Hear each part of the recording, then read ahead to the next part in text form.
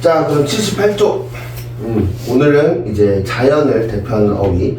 특히 여기서 얘기하는 것은 너희들이 나중에 그 문학 장르에서 특히 시를 독해할 때 굉장히 필수적으로 알면 좋은 그런 어휘들이 여기 나와 있어요. 자, 첫 번째, 까치밥.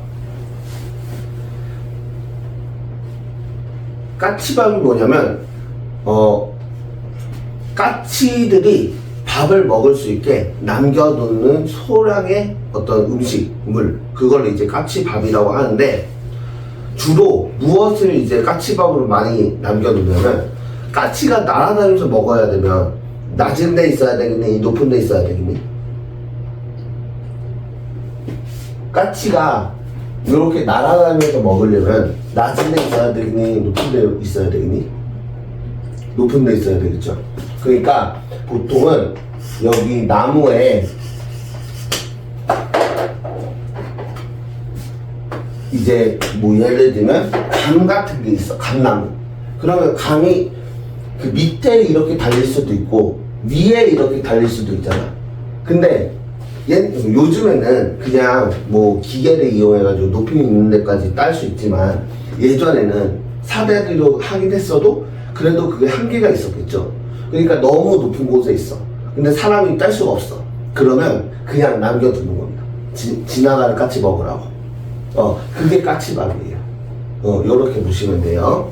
그래서 까치 따위의 날짐승이 먹으라고 따지 않고 몇 개 남겨두는 감, 그거 우리가 까치밥이라고 합니다.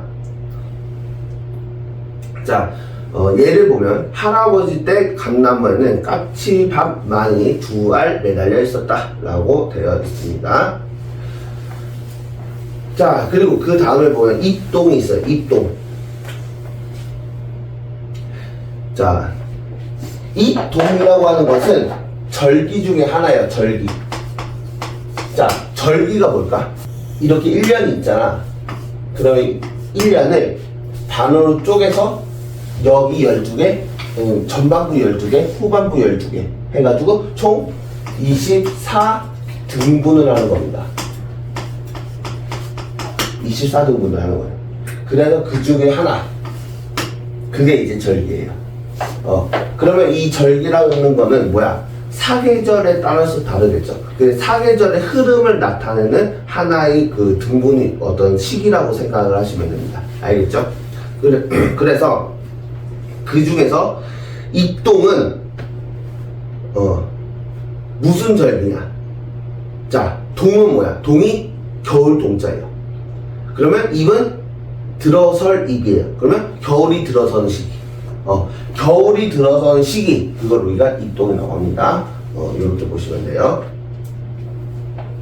자, 그 다음에 밑에 보면 치개미라고 있어요. 자, 치개미는 뭐냐면, 자, 닭, 꿩, 쌀, 요런 것들을 뜻하는 게 치개미입니다.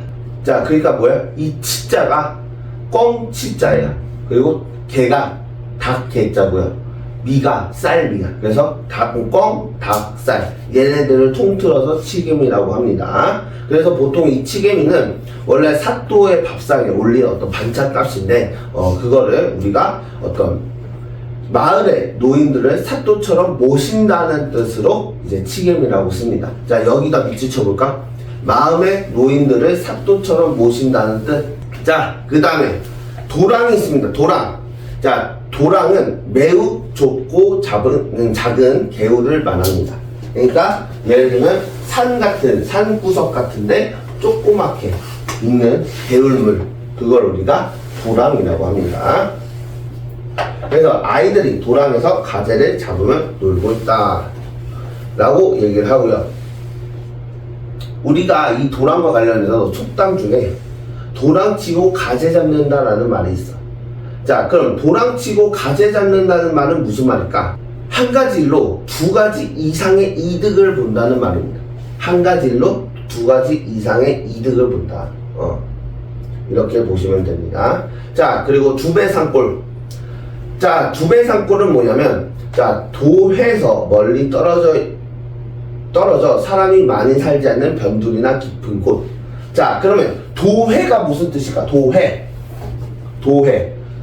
도 하면 뭐예요? 도시예요. 도심. 그러니까 그 나라의 어떤 수도, 중심지.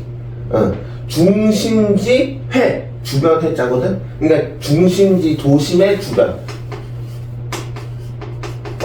그러니까 도심의 주변에서 멀리 떨어져서 사람들이 많이 살지 않는 곳, 그런 걸 우리가 변두리 곳, 이걸 우리가 도회라고 합니다. 자, 그래서 그거를 도회에서 멀리 떨어져 사람이 많이 살지 않는 변두리나 깊은 곳, 이거를 우리가 두매산골이라고 합니다. 자, 봅시다. 도로에서 한참 떨어진 두매산골로 여행을 갔다. 그럼 두매산골이라는 거는 어떤 지역이야? 굉장히 깊숙한 시골이겠죠. 깡시골. 요즘 말로 하면 깡시골. 그렇게 보겠죠.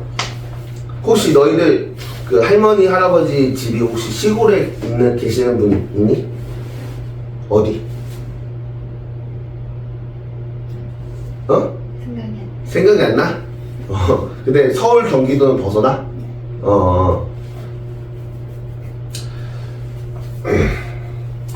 그 선생님이 예전에 그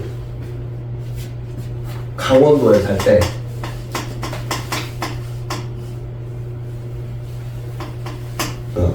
어렸을 때 잠깐 강원도에 살았던 적이 있었거든. 이때 되게 그 재밌게 놀았어. 선생님의 추억이, 이때 추억이 되게 많아. 뭐하고 놀았냐면, 너희들 혹시 물썰매라고 아니? 물썰매 타봤어? 물썰매가 뭐냐면 언덕이 이렇게 있잖아. 그럼 여기에 여름이니까 물을 뿌려요. 그러면 시원하잖아. 근데 그 한기도 있는 데다가 물을 뿌리면 여기가 언덕에다 풀이 있잖아. 풀에 물이 쫙 코팅이 되면서 표면 장면이 쫙 생겨요. 되게 미끌미끌하네. 거기에다가 썰매를 타고 뒤에서 딱 미는 거야. 그러면 이제 쭉 내려가는 거죠. 되게 재밌어요. 그리고 뭐 메뚜기 잡아서 구워 먹고 막 그런 게 되게 놀았어요. 그래서 선생님이 그 너희들 개구리 있지?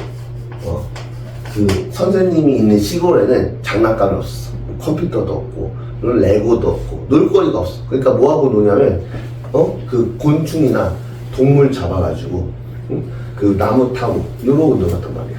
근데 선생님 그때 이제 거기 있는 사람들하고 개구리를 잡아가지고 개구리로 축구공을 만들어서 막 축구하고 그랬어요. 개구리로 축구공 만들어서 막 축구하고 그랬어요. 그 개구리를 그리고 이제 선생님 그 삼촌 할아버지가 사냥꾼이었거든. 그래서 막 그 동물들 사냥하고 다녔단 말이야. 그래서 그 삼촌 할아버지 따라가가지고 그 뱀 사냥하는 것도 봤거든. 근데 뱀을 사냥하는 때 어떻게 하냐면 뱀을 딱 잡잖아.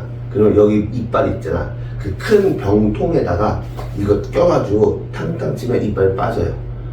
그리고 이제 잡는 거야. 그런 이제 그 방법도 있고. 개구리 같은 경우는 개구리 뒷다리를 딱 잡고 세게 탕탕 내려쳐 바닥에. 그래서 얘가 기절을 해. 그러면 거기다가 이 꼬챙이 있죠. 꼬챙이로 그 뒷구녕을 막 파가지고 내장을 다 뺀 다음에 그걸 호스로 훅 불면 얘가 배가 빵빵해져요. 그걸 묶어가지고 축구하고 그랬어요. 요즘 애들은 상상할 수가 없죠. 선생님 시골이 깡시골이어서 그때 막 그러면서 놀았어. 자, 그렇게 보면 되고요. 자, 그 다음에 벽지가 있습니다. 자, 벽지라고 하는 건 뭐냐면 외따로 뚝 떨어져 있는 후미지고 으슥한 땅. 후미지고 으슥한 땅에다 묻혀줘봐요. 후미지고 으슥한 땅. 굉장히 약간 무서운, 으슬으슬한 그런 땅이라는 거죠. 자, 그 다음에 낙도라는 게 있습니다. 낙도는 뭐냐면 육지에서 멀리 떨어진 외딴섬. 낙도 라는 뜻입니다. 그리고 삭정이가 있어요. 삭정이. 그 다음에 단어는 삭정인데, 자, 살아있는 나무에 붙어있는 말라 죽은 가지. 그걸 우리가 삭정이라고 합니다. 자, 아궁이에 넣은 삭정이가 활활 타올랐다 라고 되어 있어요. 자, 그 다음에 그 밑에 보면요, 자, 삭정이가 꺾듯이라는 뜻이 있어요. 삭정이가 꺾듯이라는 뜻이 무슨 뜻이냐면 힘들이지 않고 단순하게 쉽게 한다 라는 뜻입니다. 왜? 나무까지 꺾으면 큰 힘 들지 않고도 나무까지 이렇게 꺾을 수 있죠. 그죠? 그러니까 뭐야? 큰 힘을 들이지 않고 쉽게 한다 라는 뜻이 바로 삭정이 꺾듯이라는 뜻입니다. 자, 그 다음에 건불이라는 말이 있어요. 이 건불은 삭정이와 비슷해. 무슨 뜻이냐면 마른 나뭇가지 마른 풀이라는 뜻입니다. 마른 나뭇가지 마른 풀, 그게 이제 건불이라는 뜻이에요. 삭정이와 비슷한 단어로서 유사어로 우리 좀 기억을 해 둡시다. 자, 그리고 눈보라 있죠. 자, 눈보라를 보면 눈보라가 무슨 뜻이야? 눈이 이렇게 엄청나게 심하게 부는 거. 뭐야? 바람에 불리어서 휘몰아쳐 날리는 눈, 그걸 우리가 눈보라라고 하죠. 자, 그러면 우리가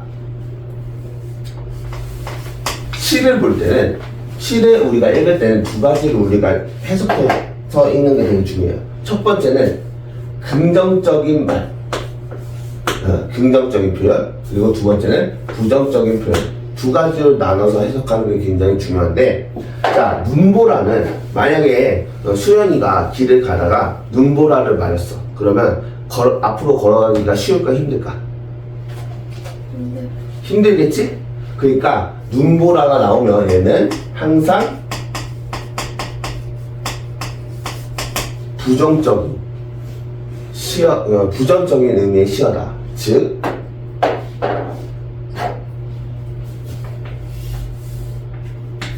시련과 고난을 뜻한다 라는 거를 좀 기억해 주면 좋을 것 같아요. 알겠죠? 그래서 눈보라가 나오면 얘는 부정적인 의미의 시어다. 시련과 고난을 뜻한다. 그러면 해석하기가 쉬울 거예요. 자, 윗목. 자, 윗목은 뭐냐? 온돌방에서 아궁이로부터 먼 쪽의 방바닥. 요게 뭐냐면 요렇게 되어 있습니다. 자, 봐봐. 아궁이가 여기 있어. 여기에 불을 지피고 있습니다. 불을 지피면 아궁이에서 뭐가 올라올까? 그치, 연기가 이렇게 올라오겠죠. 자, 그랬을 때 여기가 A고요, 여기가 B예요. 자, 효리마 보면 연기가 이렇게 지나가는데 A가 먼저 따뜻해질까, B가 먼저 따뜻해질까? A가 먼저 따뜻해지겠죠? 그러면 B는 상대적으로 차갑게, 그쵸? 그래서 차가워지죠. 그 불이 나중에 나중에 바닥이 나중에 따뜻해지는 이 지역을 우리가 윗목이라고. 왜? 아래에 있고 위에 있잖아. 그래서 아래에 있어서 아래목, 위에 있어서 윗목이에요. 무슨 말인지 알겠니? 그래서 온돌방에서 그 아궁이로부터 먼 쪽의 방바닥, 이걸 우리가 윗목이라고 합니다. 그래서 보통 윗목이라고 나오면 문학에서는 어떤 뜻으로 나오냐면 얘도 부정의 뜻입니다. 어떤 쓸쓸함, 고난, 요런 뜻으로 써요. 무슨 뜻인지 알겠니? 좋아요. 자, 여기 예시를 보면요, 윗목이 차가워서 방석을 깔고 앉았다라고 했어요. 그쵸? 자, 그 다음에 여기 보면 아래목 있죠? 아래목은 어디? 제일 먼저 따뜻해지는 지역. 아래에 있어서 아래목이에요. 그래서 온돌방에서 아궁이와 가까운 쪽인 아궁이와 가까운 쪽에 어떤 그 방바닥, 이거를 우리가 아랫목이라고 해요. 그 다음 거를 보면요, 쪽빛이 있어. 쪽빛은 짙은 푸른빛이라는 뜻이에요. 짙은 푸른빛. 자, 저 멀리 제주의 쪽빛 바다를 보았다. 그러니까 굉장히 짙은 푸른빛의 바다를 보았다. 자, 그러면 쪽빛, 짙은 푸른빛이라는 거를 딱 보면 너희들은 어떤 이미지가 떠올라? 짙은 푸른빛, 쪽빛 색을 딱 보면 너희들은 어떤 이미지가 떠올라? 푸른색 바다를 봤어. 그럼 너희들은 어떤 이미지가 떠올라? 아무 이미지 안 떠올라? 너희들 바다 보면 어때? 시원하고. 바다 보면 그 색깔 예쁜 바다를 보면 되게 아름답잖아. 그쵸? 그러니까 쪽빛이라는 어떤 단어가 나오면 좀 뭐랄까? 긍정적인 뜻입니다. 아름다운 그런 뜻으로 쓰입니다.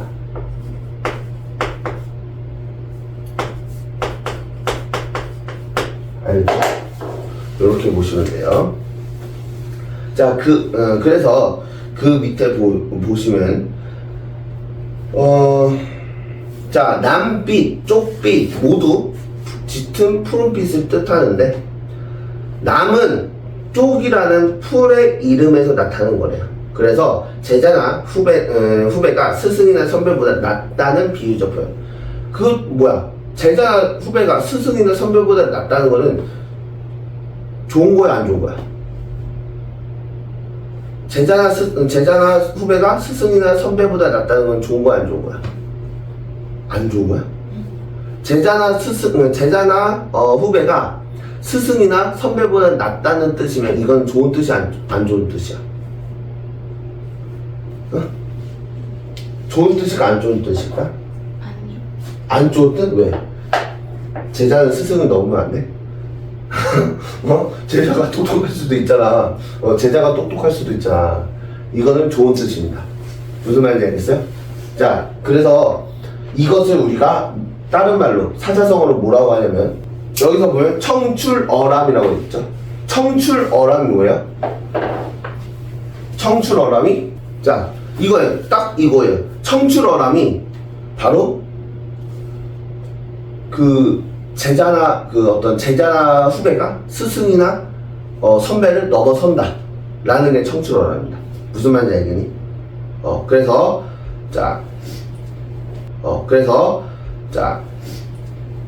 여기 쪽이라는 단어는 청출어람과 같은 뜻으로 쓰인다 라고 하는 것을 꼭 기억해 주세요. 알겠죠?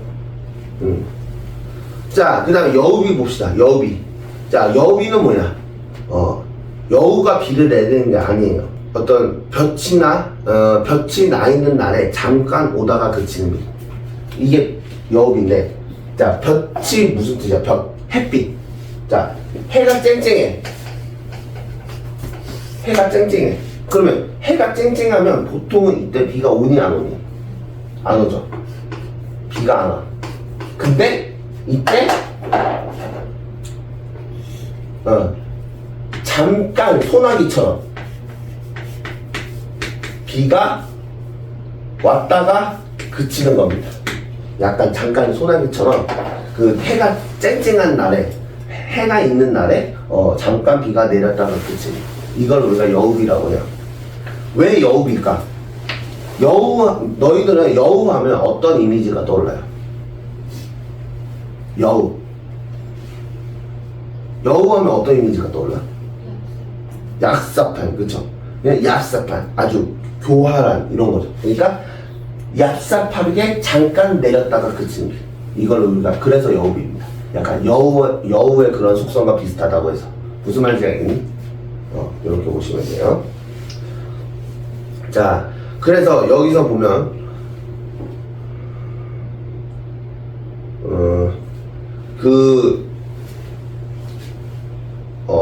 수연이는 중학교 때 1, 2, 3학년 때 국어교과서를 무슨 출판사로 배웠는지 모르겠지만 곧 중학교 1학년 때 윤동주 시인의 햇비라는 시가 실려있는 출판사가 있어요.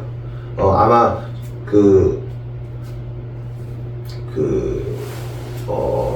일신중은 효림이 또 배울지 안 배울지 모르겠다. 근데 그게 이제 교과서마다 시가 실려있는 게 달라서 근데 그 햇비라는 시를 보면 거기에 뭐가 나오냐면 여우비라는 게 나와요. 근데 그 여우 그 햇비라는 시를 보면 그 제목 자체가 햇비잖아. 그 햇비가 뭐냐면 여우비의 방언이야. 그 여우비의 사투리. 그래서 햇비하고 여우비는 같은 거다 라고 보시면 됩니다. 자, 그 다음에 완연하다. 완연하다는 뭐냐?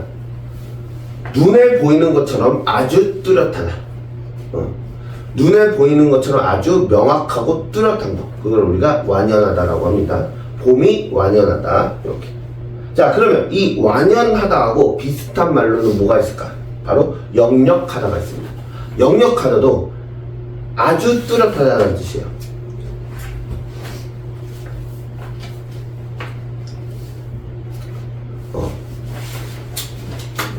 예를 들면 이런 거죠.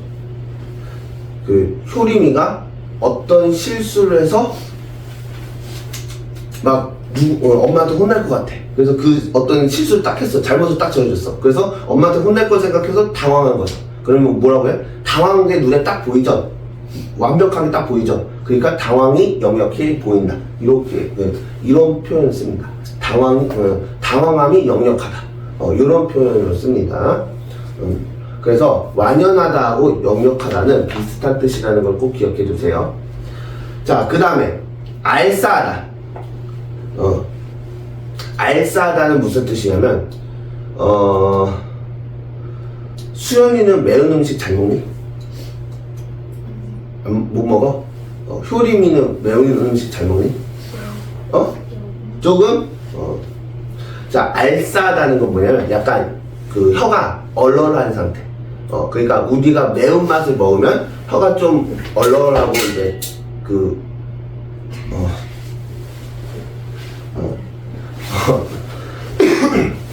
우리가 매운맛을 먹으면 혀가 얼얼하고 조금 따갑고 아픈 거잖아. 약간 그 기초 초기 단계, 그걸 우리가 알싸하다라고 합니다. 즉 무슨 뜻이냐면 매운맛이나 독한 냄새 따위로 코 속이나 헛끝이 알알한 상태.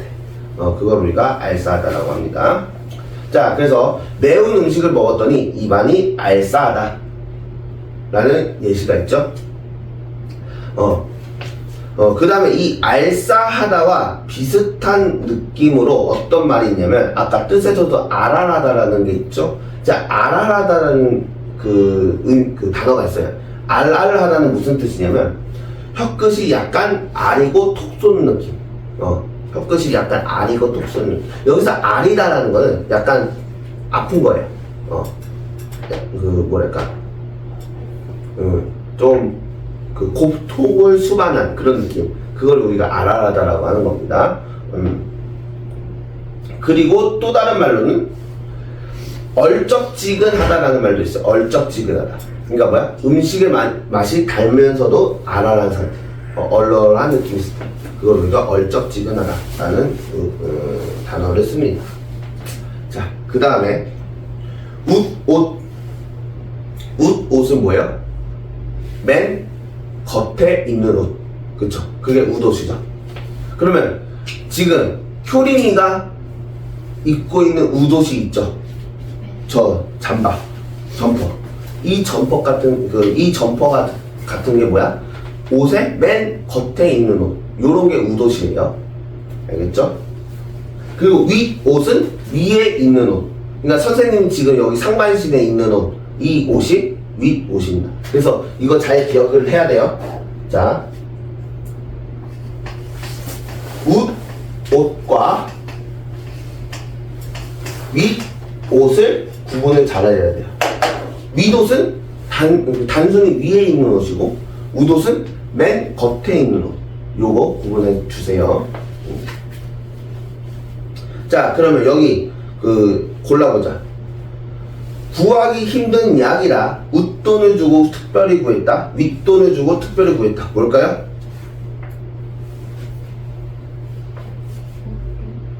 그쵸, 웃돈이죠. 웃돈입니다. 자, 그러면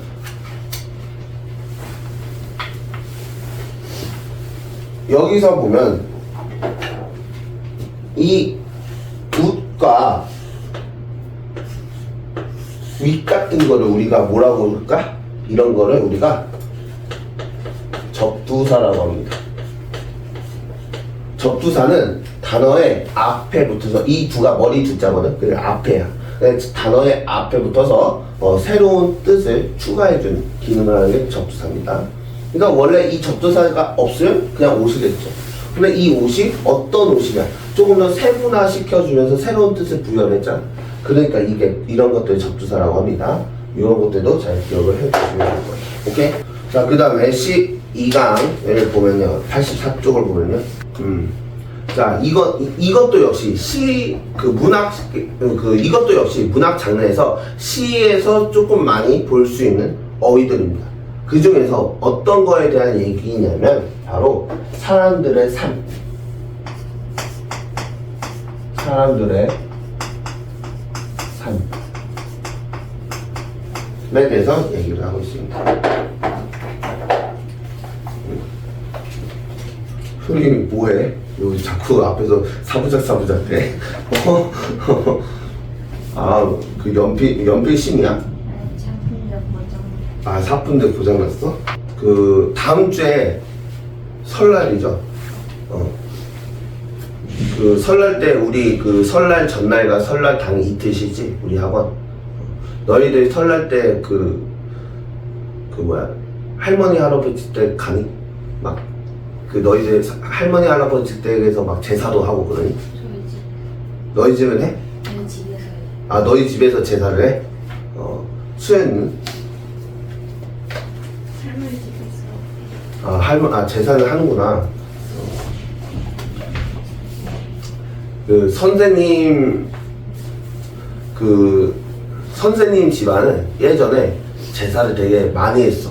막 한 달에 막 3번까지도 막 챙기고 그랬어요. 막 나도 모르는 사람들을 그 증조할머니, 고조할머니, 고조할아버지, 증조할아버지 해가지고 뭐 삼촌 할아버지까지 막 다 챙겼거든.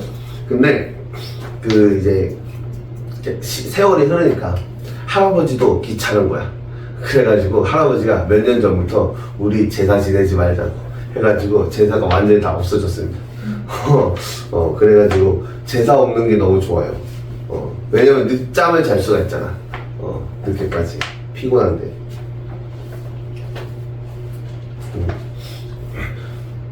근데 너희들은 막 제사 지내고 그러면 맛있는 음식도 먹을 수 있고 친척들도 많이 오니까 좋지 않아?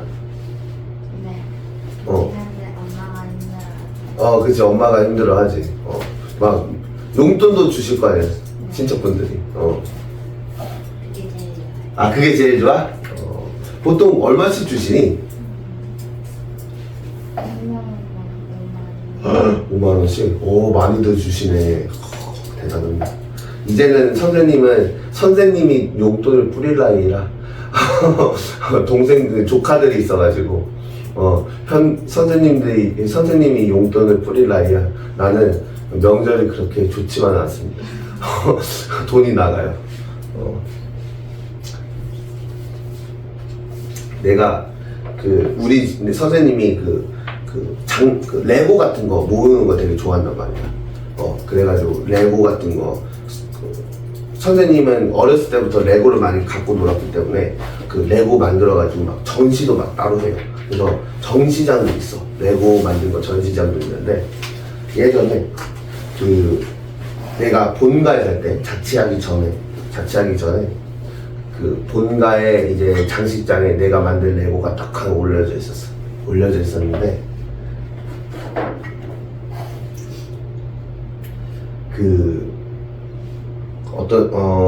삼촌이 와가지고 삼촌이 아니지, 사촌형이 와서 조카가 있어. 근데 조카가 이제 내 레고를 만지고 싶었나봐. 갖고 놀고 싶었냐. 그래서 이거 갖고 놀아도 되냐 라고 하니까 내가 안 된다고. 왜 안 되냐, 근거를 제시했죠. 그 레고의 가격을. 그랬더니 그 가격이 500만 원이었어요. 거의 500만 원 넘었어. 그래서 그걸 딱 보여줬지. 그랬더니 그 사촌이 미안하다. 절대 만지지 못하게 할게 막 하면서 했던 적이 있습니다. 요즘에는 레고가 되게 비싸가지고 레어템 같은 경우는 엄청 비싸요. 막 700만 원 되는 것도 있어. 자, 그러면 다음 주에 그 설날을 재밌게 보내시고요. 맛있는 것도 많이 먹고, 그리고 나는 뭐 학원 안 해요. 그 설날 전날하고 설날 당일 이틀은 학원 쉽니다. 그래서 재밌게 놀다 오십시오. 아, 그 대신에 숙제는 해와야 된다. 숙제는 해와야 된다. 숙제까지 안 해오면 안 돼요. 그 정신을 잡고 있어야 돼. 자, 그 다음에 우리 격정 봅시다. 격정. 자, 격정은 뭐냐면 강렬하고 갑작스러워 누르기 어려운 감정. 그게 이제 격정이라고 합니다. 굉장히 이제 격정적이다 하면 너무 흥분을 해가지고 그 감정을 주체할 수 없는 거야. 그래서 예를 들면 막 그런 거 있잖아. 뭐가 있을까? 어떤 친구가 한 친구를 계속 놀려. 근데 얘가 처음에는 받아주다가 슬슬 짜증이 나니까 화를 내기 시작을 하는데 그 화를 주체를 하지 못하면서 막 욕도 하고 화를 막 내. 요런 게 격정적인 거죠. 감정을 추스르지 못하고 억누르지 못하고 표출하는 거. 그게 이제 격정입니다. 자, 고동치단. 자, 고동치단은 뭐냐면 뜻이 두 개가 있어요. 자, 첫 번째는 심장이 심하게 뛰다. 심장이 심하게 뛰다. 그리고 두 번째는 희망이나 이상이 가득 차 마음이 약동하다. 이런 뜻이 있습니다. 자, 희망이나 이상이 가득 차서 마음이 약동하다. 자, 약동하다가 무슨 뜻일까? 약동하다. 자, 동이 나왔어. 그럼 이 동이 나오면 높은 확률로 움직임이라는 뜻이에요. 그러니까 뭐예요? 희망이나 이상이 가득 차 마음이 약동하다는 건 뭐야? 마음이 그렇게 움직였다는 얘기입니다. 무슨 말인지 알겠어요? 요거 기억을 해주세요. 자, 그래서 내 가슴이 고동치기 시작했다. 그리고 이 고동치다 비슷한 뜻으로 두 가지가 더 있는데 여기 밑에 나오죠. 벌떡거리다, 두근거리다가 있어요. 벌떡거리다는 맥박이나 심장이 조금 거칠고 크게 자꾸 뛴다는 의미로 이제 벌떡거리다가 있고, 그리고 두근거리다는 몹시 놀라서 불안하여 가슴이 자꾸 뛴다 라는 뜻으로 두근거리다가 있습니다.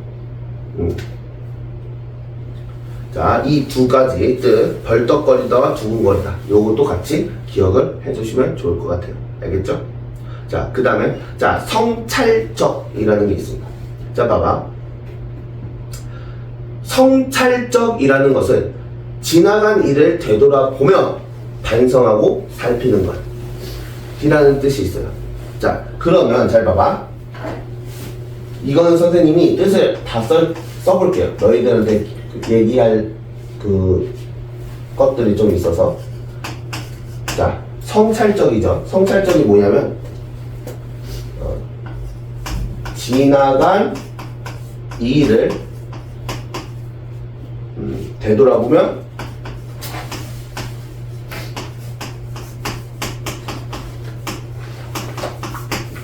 반성하고 살피는 것.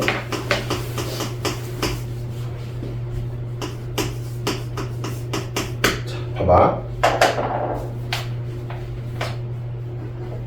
이 뜻을 보면 성찰의 의미는 크게 세 가지가 있다는 걸 알 수가 있어요. 첫 번째, 지나간 일을 되돌아본다. 되돌아보면 뜻이 있습니다.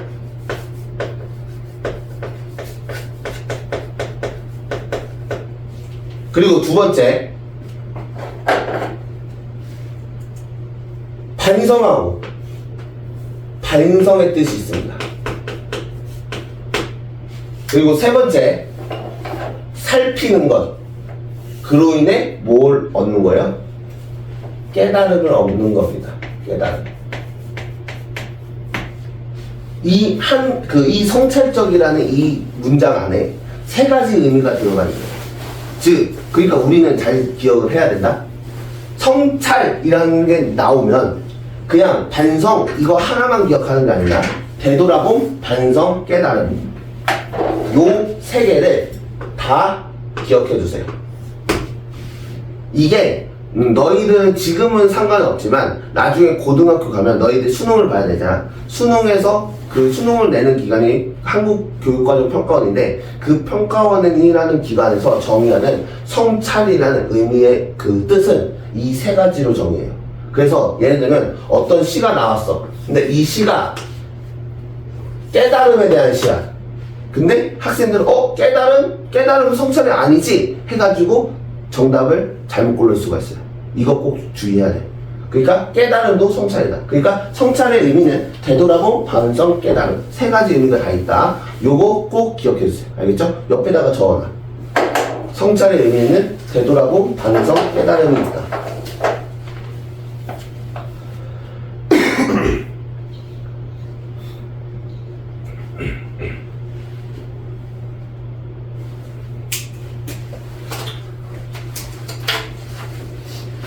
자, 그 다음에 네 번째 웅숭깊다. 웅숭깊다는 생각이나 뜻이 크고 넓다. 두 번째는 사물이 대발하지 아니하고 깊숙하다. 결국에는 어떤 뜻이 크고 넓고 깊다. 요런 뜻이죠. 그래서 생각이나 뜻이 크고 넓다. 그리고 사물이 대발하지 않고 깊숙하다 라는 뜻 두 가지를 꼭 기억해 주세요. 자, 그래서 자, 예시를 보면요. 소백산 계곡이 아주 웅숭 깊었다. 그러니까 소백산의 계곡이 아주 크고 넓었다, 깊었다 그런 뜻입니다.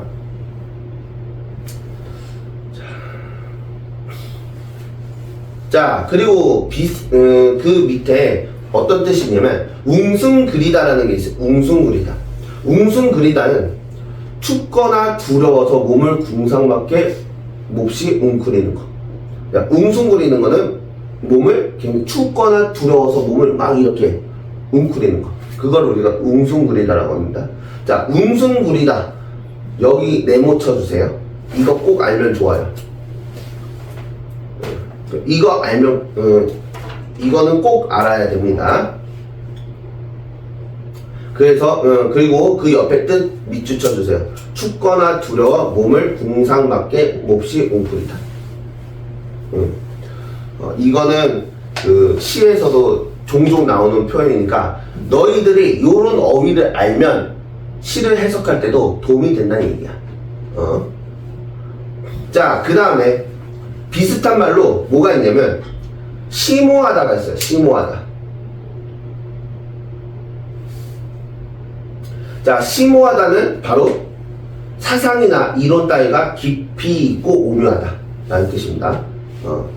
심오하다는 사상이나 이론 따위가 깊이 있고 오묘하다. 그러니까 굉장히 어떤 어려운 어떤 이론을 깊이 파가지고 이야기하는 그런 거를 우리가 심오하다라고 하죠. 자, 우두망찰하다. 자, 우두망찰하다는 정신이 얼떨떨하여 어찌할 바를 모르다 라는 뜻입니다. 정신이 얼떨떨하여 어찌할 바를 모르다. 자, 그래서 예시를 보면요. 갑자기 닥친 일로 우두망찰하였다 라고 되어 있죠. 자, 그래서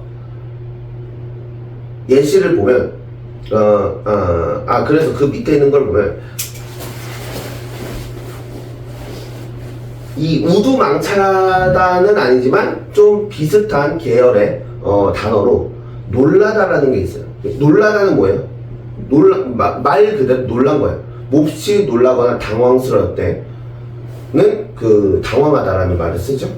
그리고 놀라거나 다급하여 어찌할 바를 모르다 라는 의미로 예상 밖의 일이다 라는 의미로 뭘 씁니까? 뜻밖의, 뜻밖이라는 말을 쓰죠.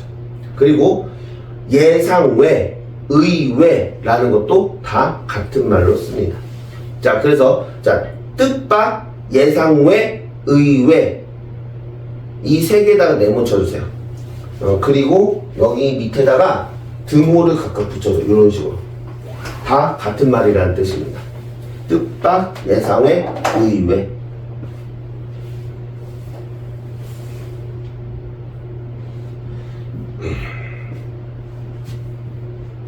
자, 이렇게 보시면 되겠고요.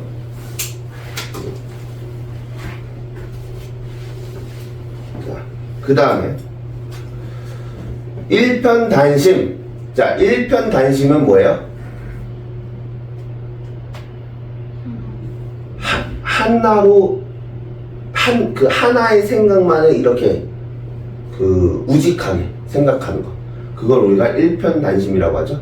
그러니까 일편단심은 한 조각의 붉은 마음이라는 뜻으로 진심에서 우러나오는 변치 않는 마음, 변치 않는 마음, 진심에서 우러나오는 변치 않는 마음을 우리가 일편단심이라고 합니다. 자, 그러면 이 일편단심은 긍정적인 단어일까? 부정적인 단어일까? 긍정적. 그쵸, 긍정적이죠. 뭐와 관련돼서요? 춤과 관련해서. 춤은 좋은 거죠. 그러니까 춤과 관련된 긍정적인 말이다 라고 보시면 됩니다. 그리고 이 일편단심을 나타내는 옛날 작가들이 되게 많아요. 대표적으로 사육신이 있어요. 사육신이 뭘까? 누굴까? 사육신. 사육신. 4명의 육신을 바친 신화. 그래서 사육신이에요. 이게 일화가 있어. 일화가 있는데, 그 당시에 단종이라는 왕이 있었어. 단종. 자, 단종이 어려서 왕이 됐거든. 어렸을 되게 아기 때 왕이 됐거든. 나이가 어릴 때. 몇 살 때 왕이 됐냐면 11살. 효림이보다 동생일 때 왕이 된 거예요. 자, 생각해봐. 너 11살 때 뭐 했니? 놀았지. 얘도 얼마나 놀고 싶을까, 그치? 아직 애기인데. 근데 왕이 되면 몇 시에 일어나야 되면 기상이 4시 30분입니다. 왕도 아무나 못해요. 잠 많은 사람은 왕하기 힘들어. 이 11살짜리 애가 4시 30분에 일어나려면 얼마나 힘들겠어. 그쵸? 몇 시에 자려고? 11시. 한 5시간 반 정도 잤다고 기록에 나와 있어요. 자, 그러니까 얼마나 힘들겠어. 그러니까 이제 얘가 정치를 제대로 못하는 거야. 그러니까 이 단종의 삼촌이 그 삼촌? 삼촌이라고 볼 수가 있겠죠. 자, 단종의 삼촌이 단종을 대신해서 그 대리 정치를 합니다. 그래서 대신 뭐 요런 것들 조언하고 요런 거 결정해주고 해줍니다. 판단을 할 수 있게 해주는 거야. 근데 왕놀이를 해보니까 얘가 되게 재밌어. 그래서 얘가 직접 단종을 폐위시켜버리고 직접 왕이 됩니다. 그래서 이 사람이 세조입니다. 근데 세조가 왕이 됐는데 이 단종일 때 신하였던 사람들이 있을 거 아니야. 근데 단종일 때 신하였던 사람들 중에 대부분은 세조한테 넘어갑니다. 왜? 얘가 힘이 셌거든. 그러니까 되게 무섭게 정치했어요. 그러니까 만약에 내 말 안 들어? 그럼 다 죽여버리고 유배시켜버리고 그랬단 말이야. 근데 그럼에도 불구하고 이 단종에 대한 충신을 버리지 못하고 끝까지 단종을 위해서 싸우고 단종을 지키려고 했던 사람들이 바로 4명의 신하가 있었어요. 이게 바로 사육신이에요. 뭐 성삼문, 정인지 뭐 해가지고 몇 명 있었어. 근데 그럼 이 사육신 어떻게 됐을까? 다 죽었습니다. 얘 말 안 듣는다고 얘가 다 죽여버렸어요. 근데 근데 이 사육신은 죽으면서까지도 끝까지 단종에 대한 걱정을 하고 나라에 대한 걱정을 하면서 세조에 대한 편을 절대 들지 않았던 굉장히 충신이었던 사람들이에요. 어떻게 보면 단종이 그래도 사람 복은 좀 있었던 거야. 내 자기를 믿어주고 자기를 위해서 끝까지 같이 함께 하려고 하는 사람들이 있었던 거야. 근데 단종의 말로가 좋지가 않아요. 계속 세조가 왕이 되는데 이 사육신과 더불어서 사람들 또는 백성들이 다 단종을 불쌍하게 여기면서 이 세조를 굉장히 욕을 하니까 이 세조가 어떻게 하냐면 그러면 단종을 죽여야겠다 라는 생각을 해요. 그래서 단종을 어떻게 죽이냐면 유배를 보내요. 강원도에. 그래서 강원도 정선이었나? 거기다 이 유배를 가는데 몰래 여기다가 집에다가 불 질러요.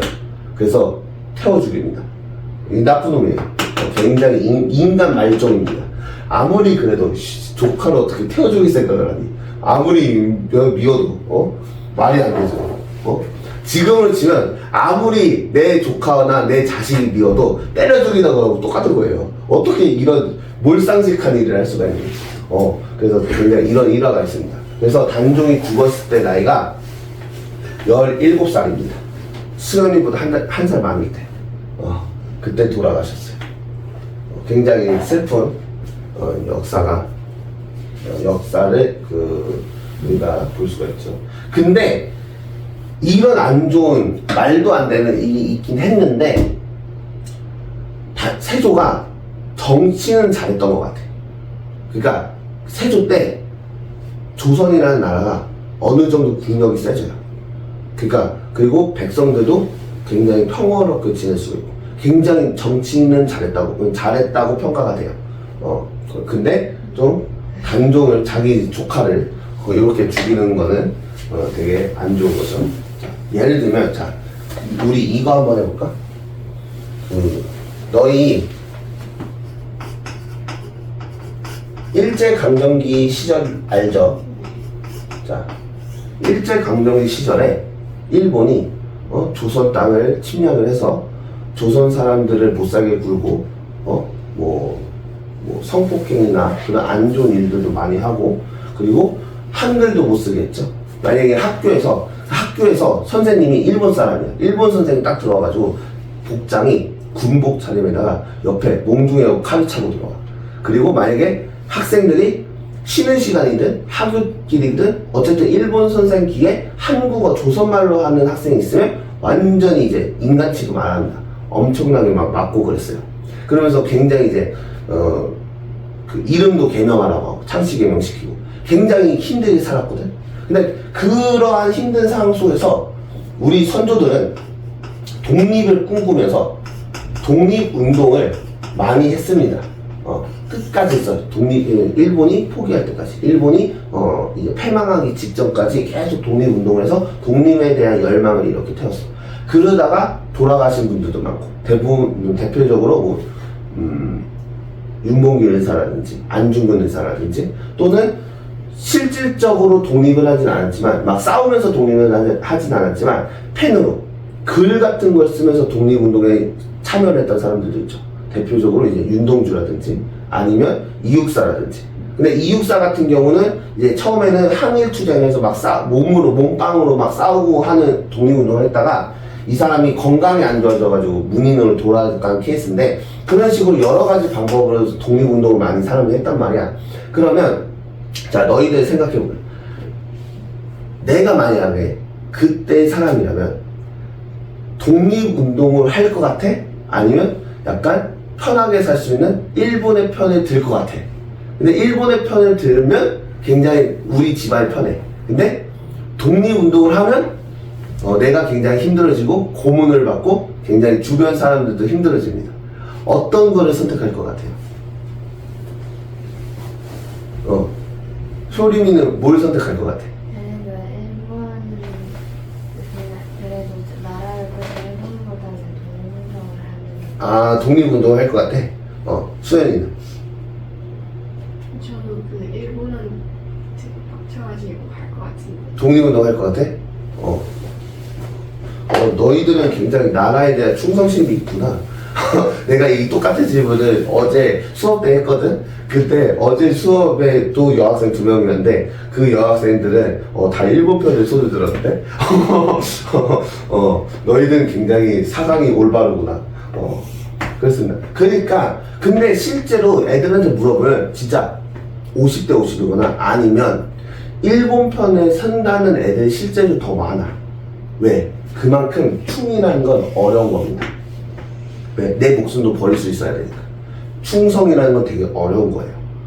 근데 어떤 이 충성을 보인다는 것 자체가 굉장히 훌륭한 사람이라는 거죠.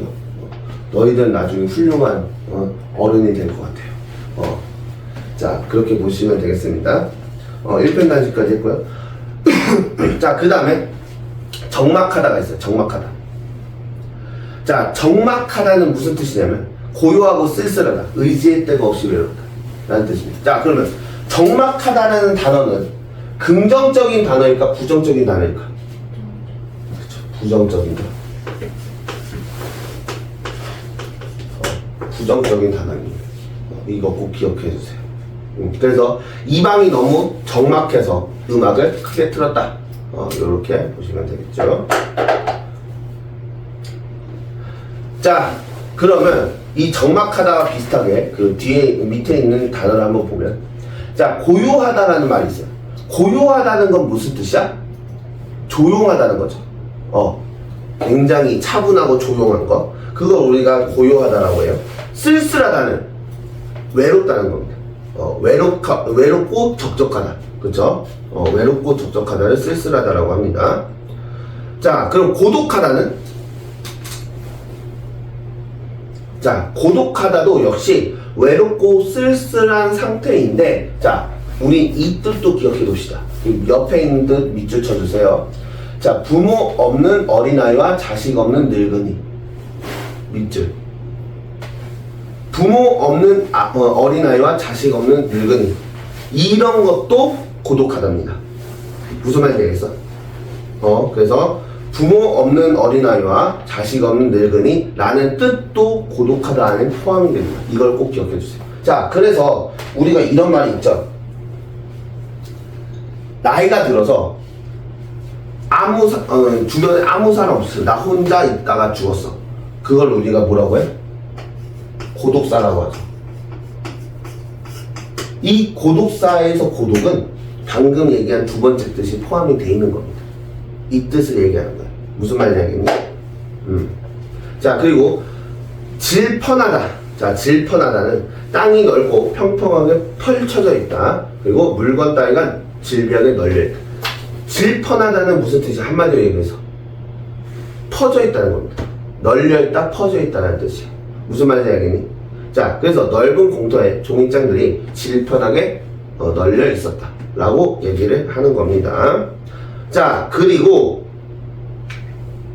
그 밑에 보면 비슷한 말로, 이 질펀하다와 비슷한 말로 무슨 뜻이냐? 질비하다라는 게 있어요.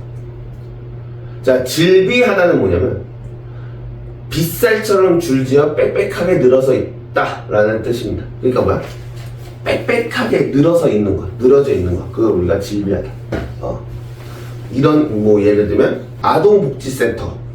자, 아동복지센터에 가면 사연이 있는 학생들이 많이 질비해 있다, 이런 뜻이겠죠. 그쵸? 그러니까 사연이 있는, 각자의 사연이 있는 학생들이 빽빽하게 늘어서 있는 겁니다. 질비해 있다, 이렇게 보시면 됩니다. 질비하다라는 뜻도 기억해 두세요. 그럼 찰나적. 찰나적은 뭐야? 매우 짧은 시간에 이루어진 것. 찰나.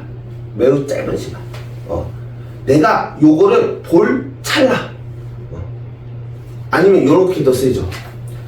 만약에 수영이가 막 이제 학원 끝나고 집에 와서 공부를 해야지 하고 이제 딱 방에 갔어. 근데 이제 학원 수업을 들었으니까 좀 쉬어야 되잖아. 그러니까 유튜브를 보고 이것만 보고 공부해야지 라고 마음 먹고 유튜브를 보고 있었는데, 그 순간 엄마가 딱 들어서 너 공부 안 해? 라고 얘기를 해. 뭐야? 공부하려 찰나에 엄마가 들어온 거야. 요런 게 찰나입니다. 짧은 시간. 무슨 말인지 알겠죠? 그러면 이제 공부하려고 하다가도 하고자 하는 마음이 싹 사라지죠. 그렇죠? 자, 온기는 뭐야? 따뜻한 기운. 자, 따뜻한 기운이 온기입니다. 그러면 그 반대말 찬 기운은 뭘까요? 그쵸, 냉기죠. 냉기. 그러면 온기가 있으면 얘는 긍정적인 말일까 부정적인 말일까?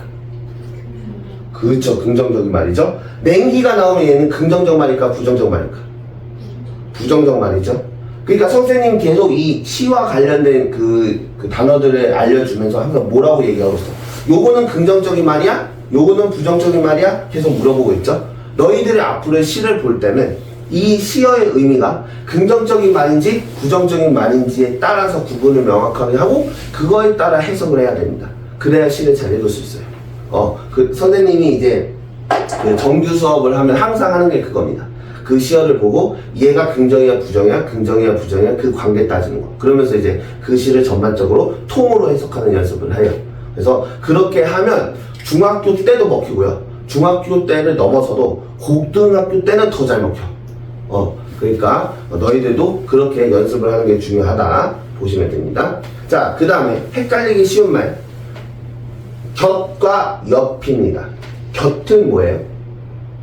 가까이에서 보살펴 주거나 도와줄 만한 사람, 어떤 대상의 옆 또는 긍정적, 공간적, 심리적으로 가까운데 이거를 우리가 곁이라고 해요. 그러니까 환자 곁을 지키다. 그러니까 뭐야?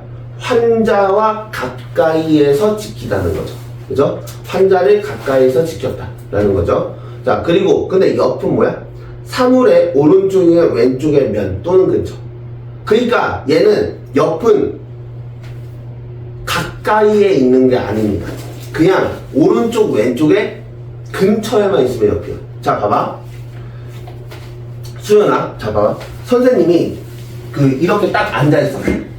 이제 효림이가 여기 있고 내가 딱 앉아있어. 그러면 가깝죠? 이게 곁이야. 무슨 말이야, 이니? 근데 선생님이 여기 서 있어. 아까보다는 멀죠? 근데 얘 옆에 있잖아. 이게 옆입니다. 무슨 말인지 알겠어요? 그 차이가 있어요. 그러니까 곁은 완전히 딱 가까운 데 곁에 딱 있는 거고 옆은 가깝진 않고 그 옆에만 떨어져 있으면 옆입니다. 오케이? 이거 잘 맥락상 의미를 잘 봐야 됩니다. 요런 것들이 어휘력이 기본이 되는 겁니다. 자, 그러면 봐봐. 엄마는 힘들 때나 기쁠 때나 늘 곁 또는 옆 뭘까? 해서 나를 보살펴 주셨지. 곁이죠. 곁에다가 동그라미 쳐주시면 되겠습니다. 알겠죠? 자, 그러면 우리 숙제는